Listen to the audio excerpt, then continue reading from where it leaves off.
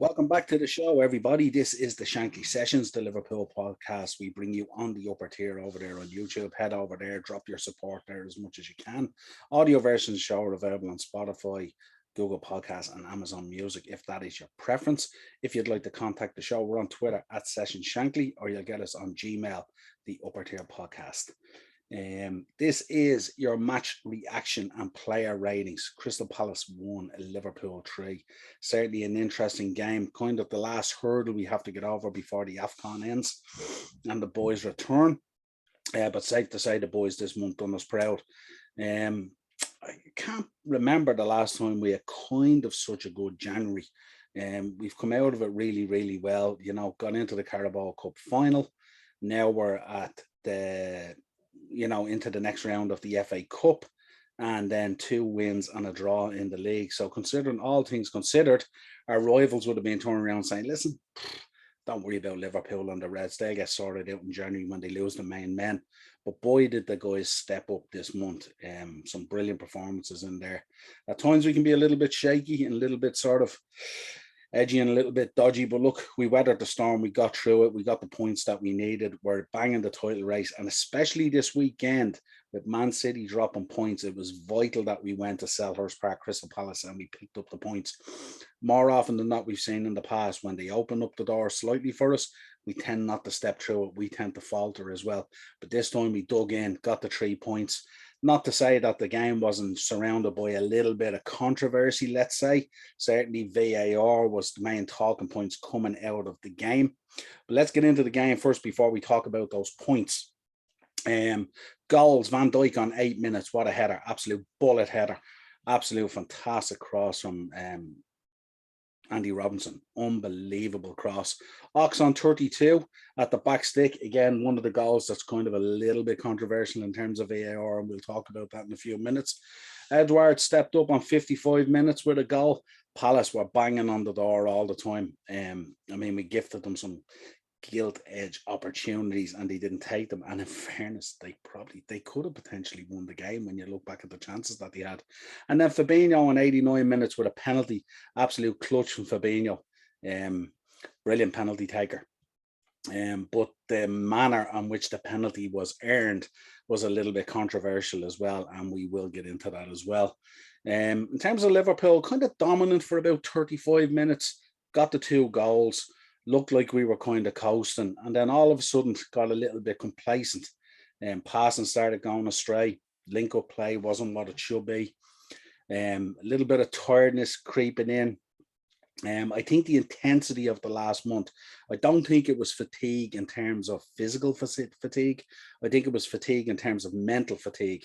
They come through such a tough month, and they knew it was going to be a tough month with the likes of Mane, Keita, Salah away. We know that we had injuries as well with Phillips and stuff like that. Harvey Elliott only returning to training, should be back after this break. But we had serious players out. Thiago was out and stuff like that. Minamino missed a game or two. Ox could have potentially missed a game or two when he rolled his ankle and all. So it was tough. We had to batten down the hatches.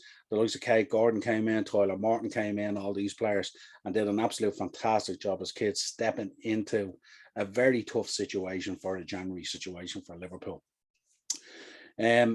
Palace, we knew it was going to be tough. Excuse me. It's always tough going to Selhurst Park. It's never an easy place to go. Very tight pitch, tough pitch to play on. Raucous kind of crowd, and it's one of those fixtures I look at every year when I think, look, let's just go there, get the 3 points, get the hell out of there. Kind of like Turf Moor and places like that, Ellen Road, places like that. Tough grounds to go to, always boisterous, always on top of the action. So we need to just get in there, get the 3 points, get over this final hurdle, and then move on once the boys return, and also give the guys a nice 2-week break to kind of, digest in what's happened so far in the season and push on to the end of the season now. The last lap of this race is nearly coming up at this stage now, and it's time to recharge the batteries and get ready and fly out of the traps come February. Let's talk about Alisson. Absolutely outstanding. Nothing less than what us as Liverpool fans would expect from Alisson, but we know in recent times, he's been a little bit shaky, not majorly, but just a little bit at times. He's given up a little bit at times, but outstanding yesterday against Crystal Palace. phenomenal performance. You'll see it in the player ratings.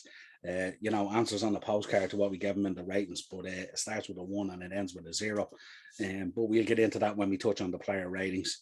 But he was absolutely phenomenal yesterday, and he made every different type of save. That save he saved with his fists and stuff like that. No, every single type of save. He was down both sides. He was out. The fists, every single save you can think of, he made yesterday, and that's why he's getting a huge rating today. And to be honest, only for him, we literally could have left with nothing. Let's talk about VAR. We have to talk about the 2 goals. First of all, the Ox goal. I mean, we don't need to talk about the Van Dijk goal. Absolutely sublime. Bullet header. Made a great run, lost his player. Robbo with a sublime cross in. He couldn't have landed it on his head any better. And Van Dijk, ball back in the net, done. He was celebrating before the keeper even knew he had scored. Let's talk about the 2 goals in VAR. And we're going to get into this on the Monday mashup as well. Mark, our resident referee, is going to be coming on talking about a lot of VAR decisions this weekend that were just absolutely crazy. The second goal was an interesting one. Ball came across, player who was offside jumped up to head it. Didn't make contact with it. Ball drops to Ox at the back stick. He controls it down and puts it, buries it away. But VAR could have reviewed that, and potentially they could have seen that player as interfering in play. And I think when we come on here as Liverpool fans, we have to come on and we have to be honest. We have to call it the way we see it, not the way we want to see it. And goodness knows we've had enough VAR decisions not go our way. So these things kind of balance themselves out a little bit. But this one could have been one that could have been potentially chalked off. And it's such a tight game at 1-0. And then we know what happened with Palace. It was wave after wave, and then we were just offering up. It was more us offering them up than them actually playing really well. We just kept on handing them chance after chance after chance. No wonder Alisson was absolutely man of the match. But yeah, the penalty is an interesting one, because when you go back and you review the penalty, one like this wasn't given a week or 2 ago, I think it was. But this one was given. But when you go back and you look at it, the ref, first of all, thought it wasn't. VAR looked at it and thought that it was, and then they instructed the referee to go and look at the penalty. He went and looked at the penalty, but in looking at what they were looking at, I'm not sure whether they looked at all the right angles to make a proper decision on it. They were looking at the wrong side of the angles and stuff like that, if you know what I mean. And I just thought with Jota as well, he had lost control of the ball. But we gave away a penalty for the same thing. I think it was against Burnley. We gave away a penalty for the same thing, but it wasn't given. So I'm not too sure, how these things balance themselves out. But you could see the movement of Jota when he realised he was out of control of the ball. He kind of took a step to the right into the goalkeeper to force the issue. Now, listen, we're Liverpool fans. We're not going to complain. More often than not, decisions don't necessarily go our way. This time the decision went our way. Now, in the 89th minute, getting a penalty at 2-1, the game is more or less done.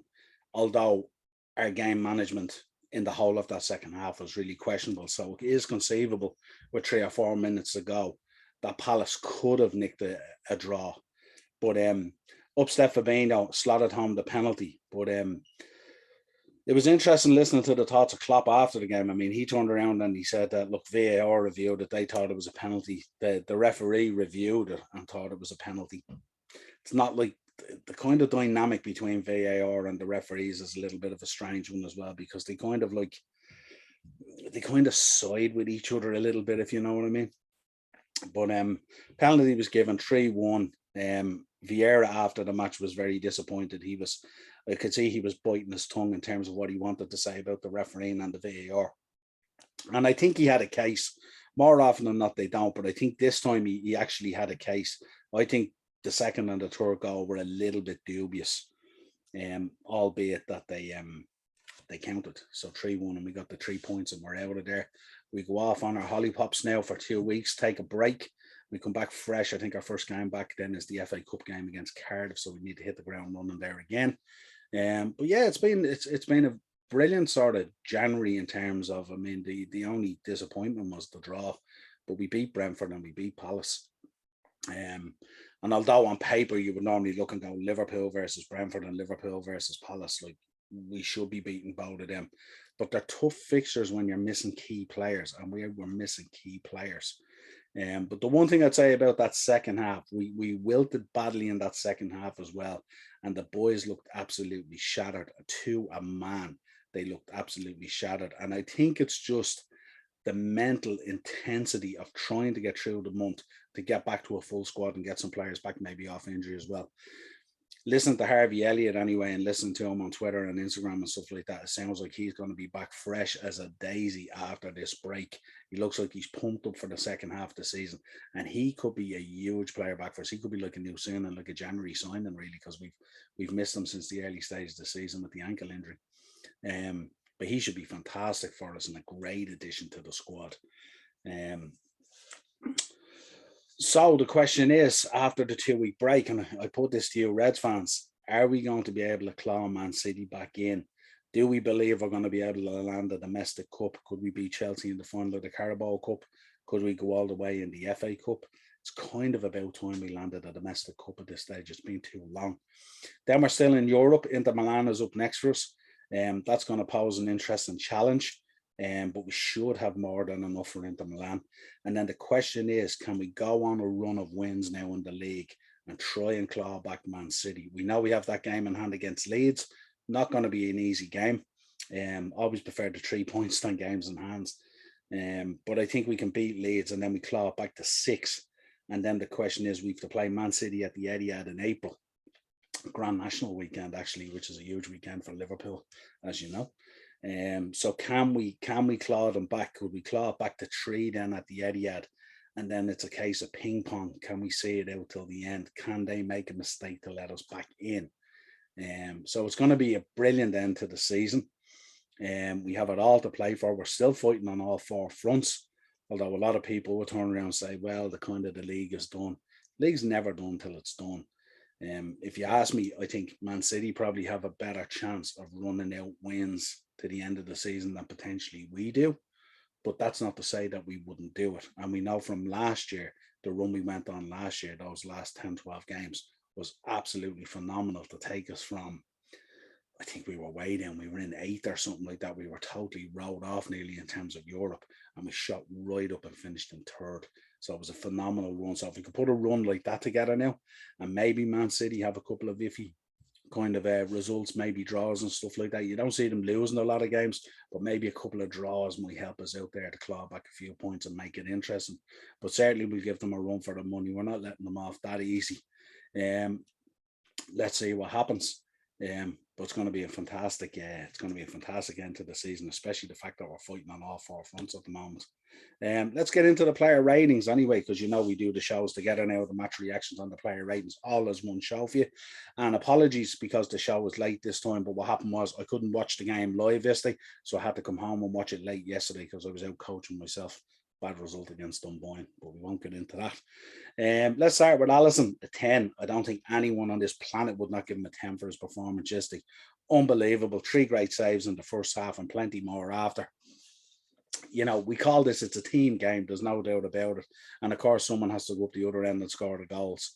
But I just think his handling and his saves, and just no one was beating him yesterday. You know what I mean? With those, he was just in sublime form. And back to the Alisson we know. So a 10 for Alisson. Big result. Man of the match, no doubt about it. Let's move on to Trent. Give Trent a 7. Kind of like this is going to be a kind of a similar pattern down through the rest of the players. Like they were great for 30 minutes, but then they just hit that wall and they died off. Passing was all over the place. Link-up play was all over the place. They just kind of looked mentally kind of shattered, you know what I mean? And I think it was kind of like once we got the 2-0, it was kind of that bit of complacency as well, where we think the job is done, but the job actually is never done. 2-0, I always say, even to our own team, it's a very dangerous scoreline, 2-0. So 7 for Trent. Have to mention that ball to Jota prior to the penalty. What a ball. How good does he hit those crossfield balls and lands them right on the guy's toe? Incredible. We've seen it the other day against Arsenal as well. He's just a unique player without a shadow of a doubt. 7 for Trent. Joel Matip a 5. Not his best outing again. A little bit nervous at times and stuff like that. He's one that I think the break will do him good.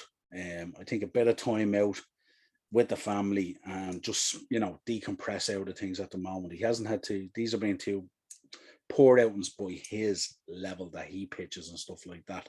And of course, he knows there's a lot of competition there. We've got Konate, we've got Joe Gomez, got players like that. So there's huge competition there. If we assume Virgil has nailed down his position, then the boys three are fighting for one.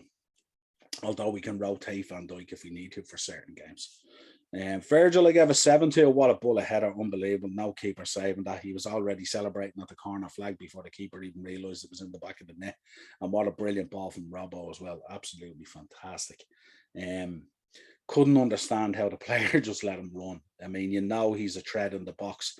And although he hasn't been scoring in recent times and he's had some opportunities and stuff like that, he needs to start. And I mentioned it on an episode a few weeks ago as well. We really need himself and Joel and Konate and guys like that, when they come up for set pieces, to be pitching in with the goals, like what we spoke about the midfield in the first few months of the season.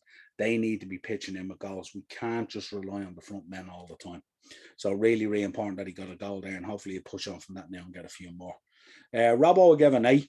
Absolute ball to Van Dijk was incredible, and he was solid throughout. It's great to see Robbo back, kind of like the old Robbo again. Took him a bit of time to settle back in after being out and stuff like that. But he's another guy who knows that there's an option there in Tsimikas, and he can come on and do just as good a job. So that bit of competition that's there drives them on all the time in terms of the performance. So brilliant from Robbo, an 8. Fabinho got an 8. Again, was really good for the first 30 minutes again, but just kind of dropped off again. Should have scored in the first half, but he lashed that one. But the penalty was clutch. You have everyone losing their mind around this VAR decision. The referee's going to look at the screen, VAR are telling them to check it. Crystal Palace are going absolutely perplexed because they think they're still in the game at 2-1, and pretty much they were. And then Fabinho just steps up, cool as you like, slots the penalty home, as we'd expect from him. Brilliant player. Hendo gets a 6.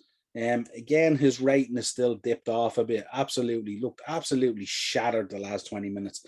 Absolutely ran his guts out.